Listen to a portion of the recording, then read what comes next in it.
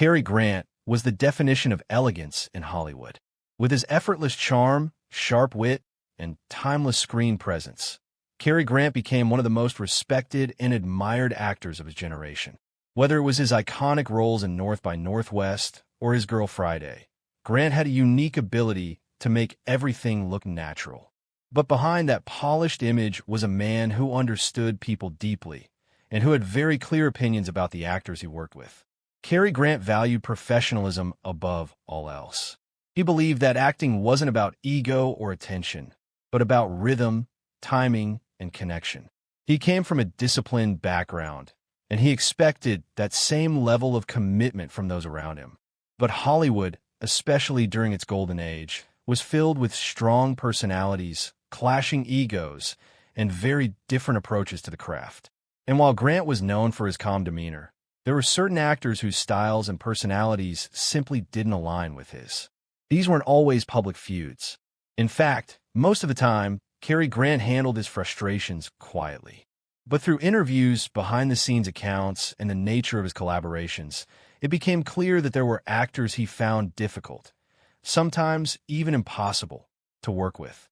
One of the most notable tensions in Grant's career was with Randolph Scott, though not in the way people might expect.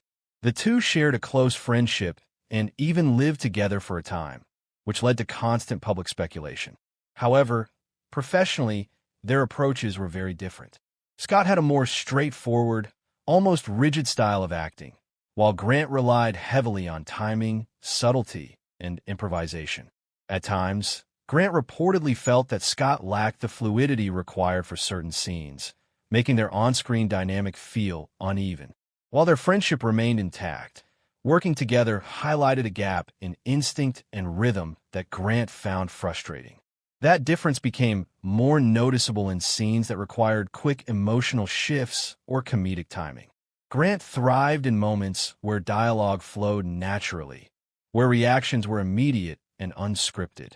Scott, on the other hand, often approached scenes more methodically, sticking closely to the script without much variation. For Grant, this created a limitation. He felt that the scene lost a certain spark, a spontaneity that he believed was essential to making performances feel alive. Even though he respected Scott as a person, professionally, he found it difficult to fully connect within that framework. It wasn't conflict in the traditional sense, but it was a mismatch that never fully resolved. Another actor who didn't quite align with Grant's sensibilities was John Wayne. Wayne was a towering presence in Hollywood, known for his strong, masculine roles and commanding screen energy. But his style was vastly different from Grant's. Where Grant was refined and precise, Wayne was bold and direct. This difference extended beyond acting into personality.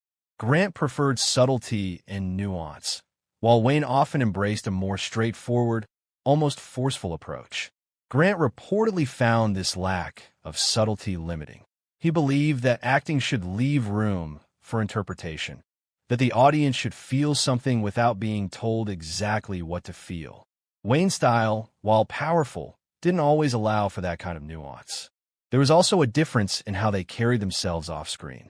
Grant was reserved, thoughtful, and carefully measured in his words, while Wayne was outspoken and unapologetic. That contrast created a distance between them. Grant respected Wayne's success, but he didn't connect with his approach, either personally or professionally. This difference became especially clear in how both men approached dialogue. Grant treated dialogue like music. Each line had rhythm, pauses, and intention. Wayne delivered lines with strength and clarity, but often without the same level of variation. To Grant, this made scenes feel less dynamic. He preferred unpredictability, small shifts in tone that kept the audience engaged.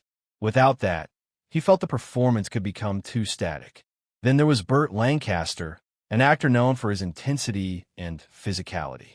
Lancaster brought a kind of raw energy to his roles that many admired, but for Grant, that intensity could sometimes feel overwhelming. Grant believed in control, in knowing exactly how much to give and when to hold back. Lancaster, however, often operated at full force, bringing a level of emotional and physical commitment that could dominate a scene. Grant found this approach difficult because it disrupted the balance he valued so highly. Acting, for him, was a shared space, one where both performers contributed equally. When one actor pushed too hard, it could throw off that balance. Lancaster's presence, while undeniably powerful, sometimes made it harder for Grant to maintain the rhythm he preferred. It wasn't about competition, it was about compatibility. And in this case, their styles simply didn't align. Another interesting dynamic existed with Clark Gable. Gable was one of the biggest stars of his era, known for his charisma and effortless masculinity. On the surface, he and Grant shared similarities. They were both leading men, both admired, both highly successful. But their approaches to acting were quite different. Gable relied heavily on natural charm, often letting his personality carry the performance. Grant, however, was far more calculated. Every movement, every line, every pause was carefully considered. This difference created a subtle tension. Grant sometimes felt that Gable relied too much on presence rather than technique. While audiences loved Gable's style, Grant believed that true acting required a deeper level of precision. He didn't see performance as something that should come easily. He saw it as something that should be crafted. This philosophical difference made it difficult for him to fully appreciate Gable's approach, even though he respected his success. Finally, there was Errol Flynn, whose larger-than-life personality often overshadowed his work. Flynn was known not just for his roles, but for his lifestyle, his charisma, his scandals, his unpredictability. While this made him a fascinating figure, it also created challenges in professional settings. Grant valued consistency and reliability. He believed that an actor should show up prepared and focused. Flynn, however, often operated outside those boundaries. Grant reportedly found this lack of discipline frustrating. He didn't understand why someone with so much talent would allow distractions to interfere with their work. For Grant, acting was a craft that deserved respect. Flynn's more carefree attitude fell at odds with that belief. While he acknowledged Flynn's charisma, he struggled to reconcile it with the level of professionalism he expected. When you look at the actors Cary Grant struggled with, a clear pattern emerges. It wasn't about personal dislike or ego. It was about philosophy. Grant believed in precision, balance, and subtlety.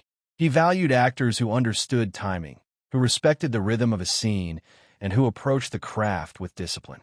When he encountered actors who leaned too heavily on intensity, charm, or unpredictability, it created friction.